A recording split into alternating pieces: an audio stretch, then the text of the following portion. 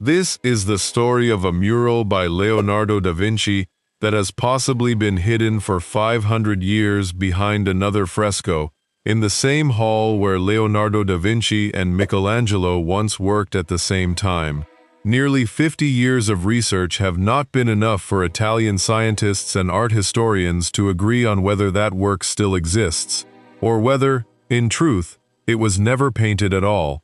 It all begins in October of 1503, when the government of the Republic of Florence commissions Leonardo da Vinci to create a monumental mural for the Hall of the 500 inside the Palazzo Vecchio, the city's seat of government.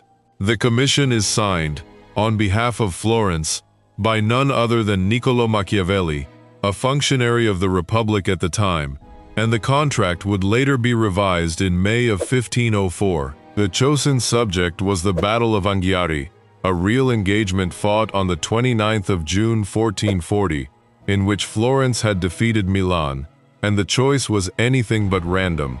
It was pure political propaganda, designed so that the city's most important victory would be painted by the most famous artist in all of Italy, right in the hall where its government convened.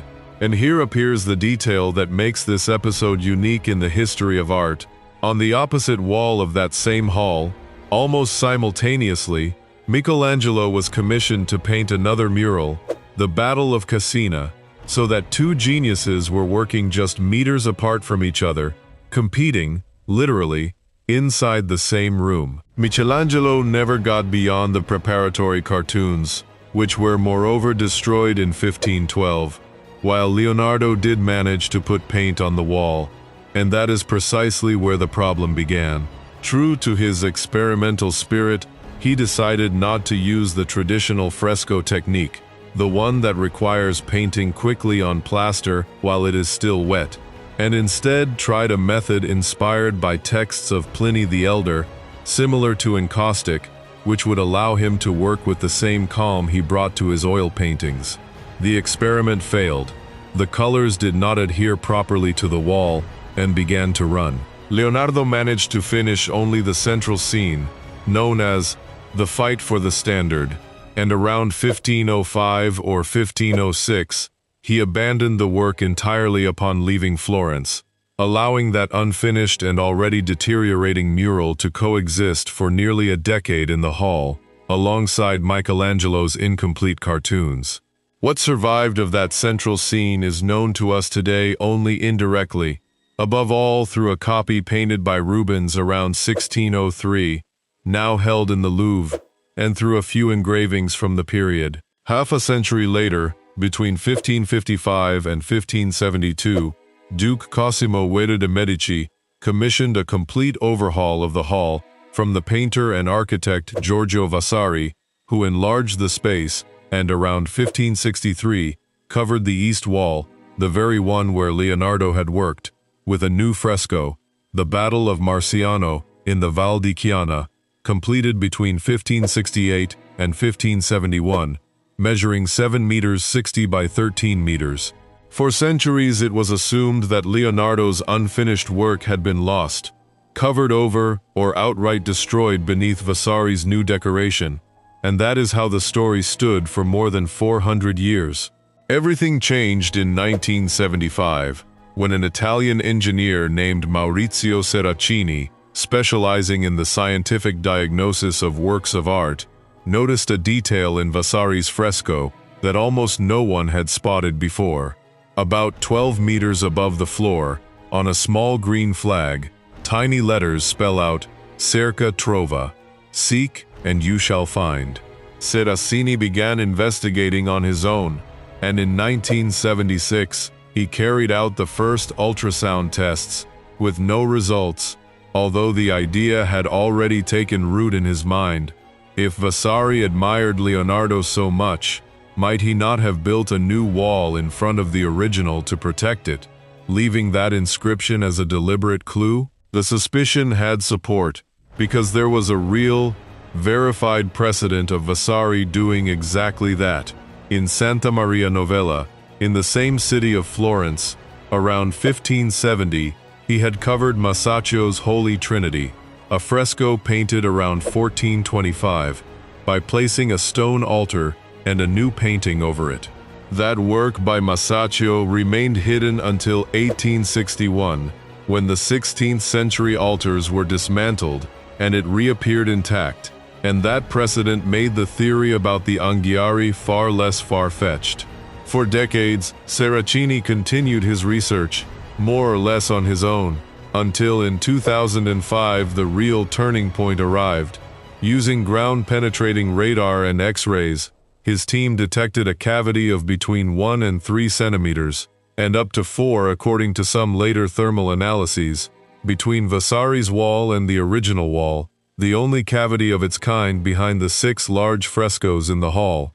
June of that year he made public the existence of that secret wall, and 2 years later, in 2007, the search became official, with the formation of a committee comprising the mayor of Florence, Leonardo da Vinci, the superintendent Cristina Accidini, and the scholars Antonio Paolucci and Carlo Pedretti, chaired by Matteo Renzi, then head of the province of Florence. In October of that year the project was presented to the Minister of Culture, Francesco Rutelli, and in 2008 the financial backing it needed finally arrived. The National Geographic Society signed an agreement with the city of Florence for €50,000 per year over 5 years, while researchers from the University of California, San Diego, joined the project through a center specializing in science applied to art, funded in part by a grant of $3.2 million from the National Science Foundation. In parallel, the team was developing something considerably more ambitious, a camera capable of generating images using gamma rays, originally designed by the physicist at Argonne National Laboratory, Robert Smither, to detect tumors in medicine. The idea of applying it to a Renaissance wall came from National Geographic photographer Dave Yoder, and after the first tests of the system in Italy in 2010, Yoder launched a Kickstarter campaign in 2011 with a goal of $266,500, intended solely to fund the camera's components. Between $2 and $3 million, that was what some press estimates of the time calculated it would cost to build, test, and install the complete system. Before reaching that technology, however, there was a much more direct step.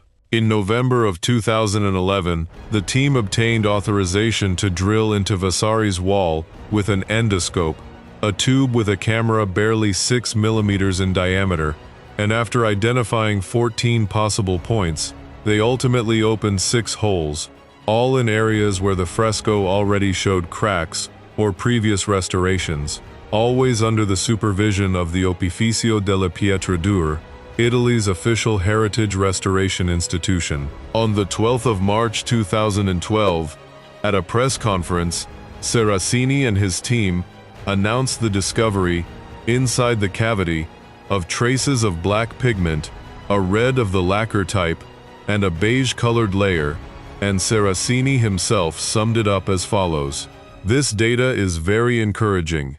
Although we are still at the preliminary stages of the investigation, and there is much work to be done to solve this mystery, the evidence suggests we are looking in the right place." Days later, between the 18th and 20th of March, National Geographic premiered a documentary on the entire investigation. Far from closing the case, that announcement triggered one of the most intense controversies in the recent history of art conservation in Italy. More than 100 art historians signed a petition to halt the research, arguing the risk of damaging Vasari's fresco, a masterpiece in its own right, in pursuit of something that was not even confirmed to exist, while the Heritage Association, Italia Nostra, filed a formal complaint with the Florence prosecutor's office. The conservator from the Opificio delle Pietre Dure, Cecilia Frosinini, refused to supervise further drilling and was ultimately replaced on the project, and the superintendent Cristina Accidini summed up the uncertainty of that moment with these words: "We are on a winding road. When we reach the end, there could be disappointment. As of today, our only certainty is that there is an intermediate space, and that the same substances Leonardo used for the Gioconda and the St. John the Baptist are there. The final blow came when the National Superintendency authorized only a seventh hole, but in a different area from the one Saracini's team had requested, and so in August of 2012, Mayor Renzi decided to halt the project, and National Geographic announced that it was suspending its support until further notice. The scientific dispute, however, remained alive. Over time, other specialists began questioning the very findings of 2012. The chemist Mauro Mattei maintained that the materials found were simply common in any wall of the period, not exclusive to Leonardo's palette. And to that was added a further problem, because the samples extracted for analysis were lost, and the Opificio, which had requested them for a detailed study, never received them. In the years that followed, the debate shifted from the wall of the Palazzo Vecchio to archives and technical studies. In 2019, an extensive collective academic book was published, nearly 600 pages, edited by Roberta Barsanti, Gianluca Belli, Emanuela Ferretti, and Cecilia Frosinini, re-examining all the historical documentation on the hall and its decoration, and a year later, on the 8th of October 2020, at a round table organized at the Uffizi Gallery, a group of specialists presented their conclusions. Frosinini put it bluntly, "There is no Battle of Anghiari beneath Vasari's painting in the Hall of the 500 of the Palazzo Vecchio," adding that those pigments from 2012 were not a black typical of Leonardo. At that time, all artists used the same pigments. They were simply common elements found in the masonry of the period. The art historian Francesca Fiorani of the University of Virginia supplied the underlying technical explanation. The preparation layer Leonardo applied to the wall, of gesso and oil, never worked properly, and since the process of preparing the wall was unsuccessful, Leonardo never painted on it. In her own words, "The only thing that ever truly existed, under this reading, was the preparatory cartoon, never a finished painting on the wall," and Fiorani capped it with a touch of irony. "We have lost a battle, that of Anghiari, but we have gained a consensus on the scientific research that I would say is particularly welcome." Not even within that same 2019 book was there total unanimity. An essay by the researcher Marco Ruffini acknowledged that the mural still existed, deteriorated, in 1512, protected by a wooden cover installed that year, and Mauro Mattei suggested that Leonardo might have painted a limited portion on the lower part of the wall, the only area where the technique did manage to dry correctly. Seracini, for his part, never accepted the 2020 conclusions, and his position remains the same. Only by applying more non-invasive science to that wall can the question be definitively answered. He does not consider the debate closed. Since October of 2020, that remains, as far as is known, the last official word. The search stays closed, and both the Uffizi and the Opificio delle Pietre Dure maintain that the work was never painted on that wall.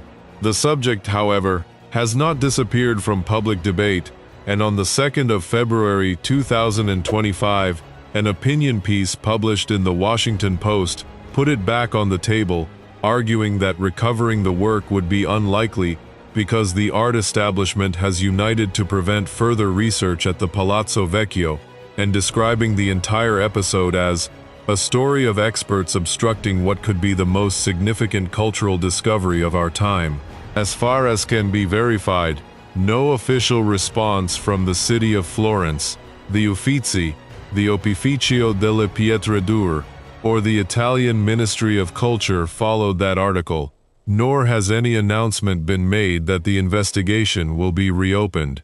We return, then, to the question with which all of this began. The cavity is still there, measured and confirmed, and the inscription, Cerca Trova, is still there too, painted by Vasari himself high on the wall, but what was never settled is whether behind that wall a masterpiece awaits, or whether all that remains is the echo of a failed experiment that was never completed. And therein lies, probably, the most fascinating part of this entire story. Nearly 50 years after Maurizio Saraceni first noticed three tiny words written on a flag, science, art history, and the Palazzo Vecchio of Florence itself still cannot agree on whether the one who seeks has, in this case, found something, or whether in the end there was nothing to find.